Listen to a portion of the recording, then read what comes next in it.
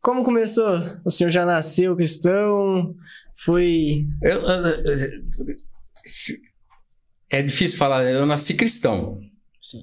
Né? Meus pais eram da igreja católica lá do Butantã, meus pais católicos praticantes, e cresci nessa vida. Não tinha, naquela minha época, para mim só existia o catolicismo, vamos dizer. Para mim aquilo lá era o cristão. Aí a gente ouvia falar muito de longe o crente, né? Não sabia nem que igreja, que tinha igreja ou não, né? Umas coisas é muito diferente do que é hoje, né? E a gente foi vivendo, pelo menos até eu conhecer minha esposa. Porque minha esposa era crente da Igreja Presbiteriana de Campinas. E aí eu conheci, inclusive ela é prima da ex-esposa do Rivelino. E aí ele nos apresentou lá no sítio dele em Vinhedo. Ah, eu quero apresentar minha prima, não sei o que lá, só que ela é crente. A Maísa, né, que a esposa falou, ela é crente. Eu falei, ixi. Eu imaginava uma crente, né, com o cabelão comprido lá, com a roupa lá porque era o que se via antigamente, né? Sim. E aí eu conheci, quando eu fui apresentado, falei, pô, é diferente, né? Ela é uma moça bonita e tal. Eu falei assim, caramba. Aí ficamos conversando, um papo muito bom, bem. Ela tinha 14 anos, eu tinha 21. E aí conversamos. Aí, isso foi no carnaval de 79. Aí eu voltei para São Paulo. Isso foi na sexta-feira de carnaval, no sábado de carnaval. Aí a Maísa falou, volta no domingo aqui e tal. Aí eu voltei. Aí começamos a conversar mais. Aí fui para Campinas. Aí começamos a namorar. Mas eu ia para Campinas para namorar. Mas o problema é que eu fui ganhar um beijo dela um mês depois. Que time que o senhor tava nessa época? Eu tava no São Paulo. São Paulo. Nossa, tava voando na fase de 79. Né? E aí 80 também, tava voando. E aí começamos a namorar sério e tal. E eu ia de vez em quando na igreja dela, mas não acontecia nada, só ia, né? Mas interessante que uma vez ela chegou para mim e falou, né? O que Deus é para você?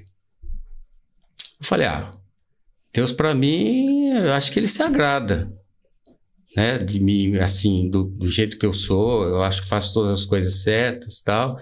E ele tem me dado tanta coisa, eu tenho tudo, né? Ele, inclusive me deu você, aquela coisa para... Ela gosta quando eu falo essas coisas, deve estar assistindo, deve estar dando risada lá. E aí eu falei, acho que Deus para mim é isso aí. E aí, por que eu fui falar isso? Que ele se agradava, que as coisas começaram a complicar. É aquele negócio que a gente entende hoje, né? Se não é pelo amor, é pela dor. E para mim foi pela dor, porque foi meio complicado, cara, assim... Vieram a contusão do braço, depois a contusão do joelho. Mesmo assim, eu já conhecia o Baltazar, o João Leite, né? A gente tinha, assim, conversava pouco, né? E às vezes ela queria que eu conversasse com eles e tal. Eu falava, não, deixa quieto e tal. E aí foi caminhando. Aí fui pro Santos. No Santos eu tive uma decepção muito grande, né, em relação às situações que aconteceram. Quando eu era o Castilho, acho que em 86, foi bem quando eu encarei um banco de reserva. Nunca tinha encarado um banco de reserva. Aí o Castilho, que era o treinador, né, um ótimo treinador, falou, Zé, eu vou te colocar no banco contra o Santos, no Morumbi, contra o Palmeiras, Santos e Palmeiras. Falei, eu vou te pôr no banco. Falei, não quero ir no banco, eu quero ficar, eu vou para casa e tal, e você Não, você vai jogar, você vai no banco. Aí eu fui pro banco. E era até o que entrou no meu lugar era o Gersinho, né? E aí ele teve a opção de botar o ponta direita em vez do ponta esquerda. Aí entrou o Gersinho e eu fiquei no banco. Nossa, o Santos ganhou de 2-0, o Gersinho foi o melhor jogador em campo. Nossa, não volto mais. Eu falei assim, meu Deus do céu, caiu o mundo pra mim. E bem interessante é que acho que uma semana, uns 10 dias antes, nós tínhamos ido visitar um médico de São Paulo, que era padrinho do nosso casamento, o Dr. Zé Carlos Ritt, e ele estava com um câncer na cabeça meio terminal. Nós fomos visitá-lo e tal, aí no caminho da volta ela falou para mim, eu queria ter falado de Jesus para o Dr. Zé Carlos. Eu falei assim, caramba, o que ela queria falar de Jesus? O cara tá morrendo. O que vai adiantar ela falar para ele de Jesus? Eu falei, aquilo ficou na minha cabeça, né? Foi meio esquisito. E depois desse jogo, na segunda-feira, morreu o Dr. Zé Carlos e nós fomos no velório, no enterro dele. Lá eu vi uma falsidade, assim, tava arrebentado, já de ter ficado no banco, e a situação. E esse negócio ficou na minha cabeça. Esse negócio de Jesus, mas tudo bem. Ficou tal, e a gente tava voltando para Santos, e eu ia concentrar, o Castilho me liberou do treinamento que o jogo era na quarta-feira. Aí acabei no caminho da Santos, assim, na Imigrantes. Não tinha Imigrantes de descida nova, era só interligação, depois pegava uma Anchieta. Aquele negócio na minha cabeça, né? Que é esse negócio de Jesus? Aí eu perguntei para ela, o que é? O que você queria falar pro Dr. Zé Carlos, né? Ela falou para mim, o que é esse negócio de Jesus? É o único que pode carregar esse fardo que você tá carregando. Nossa! Mas foi hoje, cara. Desci a serra, não sabia nem o que estava acontecendo. Desci, cheguei em Santos, mas mudou. Assim, uma coisa que é difícil explicar. Só quem tem essa situação entende isso aí. Você faz mas você tá ficando louco. Eu falei, não tô ficando louco. Aí eu fui para concentração, o meu companheiro de quarto era o Humberto, já comecei a falar de Jesus pro Humberto. Aí o Humberto falou, ô louco, o que vem que você com papo furado aí comigo? Aí o Humberto se converteu, ele ficou mais chato que eu na época. Aí ele chegou até a questionar algumas vezes, mas você era convertido ou não? Eu falei, você tá ficando louco, né? Mas é interessante. É uma coisa que... E o interessante é que eu achava que... aí eu teve um jogo na quarta-feira, fiquei na reserva, mas numa boa, entrei, joguei bem pra caramba. Falei, agora eu vou voltar para a seleção brasileira, vou fazer tudo. Não aconteceu nada, né? Nesse sentido. Mas, nesse sentido desse sucesso, né? Que eu tive, não voltou nunca mais, mas veio um outro sucesso, né? Que é um sucesso como homem, né? Como ser humano. Eu sempre fui bem certinho, bem alinhado. Eu tive uma educação muito boa dos meus pais, né? Então, de coisa certa. Eu devo muito ao meu pai, ao caráter, a educação que ele me deu.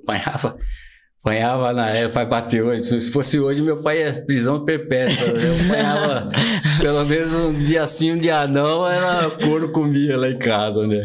Eu tenho 3 irmãs. O interessante é que depois desse dia, até eu comecei a dar alguns testemunhos, né? E eu falando de Jesus e falando bem empolgado na situação. E meu pai me chamou uma vez e falou, escuta, mas e a educação que eu te dei? Cara, aí me derrubou, entendeu? Me derrubou, não, faz parte, né? E aí depois nos meus testemunhos, eu falava, não, eu tive primeiro uma educação dentro em igreja católica, mas cristã e ferrenha, né? Na linha de educação, por exemplo, meu pai, caráter, né? Honestidade. Então e de lá para cá a gente vem trabalhando. Aí eu já tinha 2 filhas, a Larissa e a Thaís, uma com 2, a outra com... Não, a Thaís tinha, quando eu me converti, ela era nenê ainda, ou a Larissa era nenê, eu não lembro direito. Não, a Thaís era nenê. E a Larissa acho que tinha 1 ano e pouco. E as 2 novinhas, mas aí foi uma vida cristã, conciliando com um profissional, um monte de dúvidas, né? Porque de questionamentos, até mesmo com Deus, bem aquele primeiro impacto, né? De coisa, falou, pô, agora eu vou arrebentar. E a coisa não vem, então fala, pô, Deus, pô, você me tirou, me tirou tudo que eu tinha, de repente... E a coisa foi indo, aí acontecendo alguns, entre aspas, milagres, né? Que a ida no Vasco, de repente a saída para o Japão, essa vida de praticamente 8 anos no Japão, o convívio com atletas de Cristo, a experiência de dar alguns testemunhos em igreja, em compartilhar com esse pessoal... E Deus trabalhando na vida da gente, né, no dia a dia, vamos dizer, não é formando meu caráter, mas uma formação de um caráter diferente, um caráter cristão, né, porque pode ser honesto, pode ser ter um caráter, ser fiel à esposa, isso, aquilo, mas em outras situações, mas isso aí Deus trabalhou muito na minha vida, né, de altos e baixos, de dificuldades, e de repente abrir a porta. O Japão foi uma porta que abriu que, pô, jamais ia imaginar, né? E fechou essa porta também, trouxe para o Brasil, aqui no Brasil também, abrindo portas. E o mais importante é a família, né? Então, ali na casa do meu pai, eu tenho 3 irmãs, as 3 convertidas, com seus familiares, seus filhos, todos na igreja. E meus filhos hoje, né? Eu tenho 3, tenho a Larissa, mais velha, a Thaísa, e o Zezinho, que acabou de casar e agora a esposa está grávida. Tenho a neta, a Elisa, a neta mais velha da Larissa. Tenho o João Gabriel, da Thaísa, e agora vai vir mais um, né? Tá crescendo a família. E tudo junto, né? Isso aí não tem presente maior que isso aí, né? Isso aí é muito legal.